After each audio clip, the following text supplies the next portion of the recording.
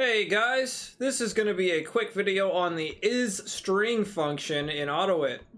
You can use this method to check a variable or value to see if it's a string or not. If it is, the IsString function will return true. If it's not, it'll return false. So let's see how it works. For starters, we need a variable. I'm going to call it var, and we're going to set this equal to a string ABC. We're also going to create a function, an if statement. If is string and string, I can't spell. If var is a string, then tooltip, it's a string.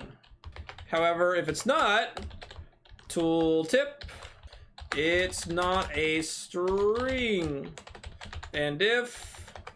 And let's sleep for like 1,000 milliseconds, which is about a second. And like I've said in every other video, the reason we're sleeping is so our tooltips have a chance to show on screen. Because without the sleep, we wouldn't see the tooltip. It would show and immediately disappear.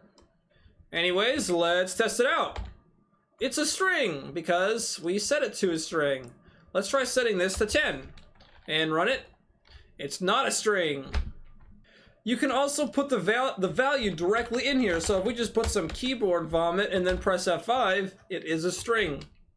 But as we already know, 10 is not a string. The reason why you might want to use a method like this data type check is string, is because you might want to check the value of a variable before you act on it.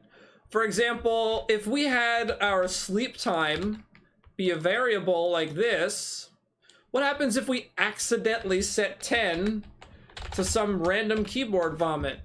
It's gonna crash our program.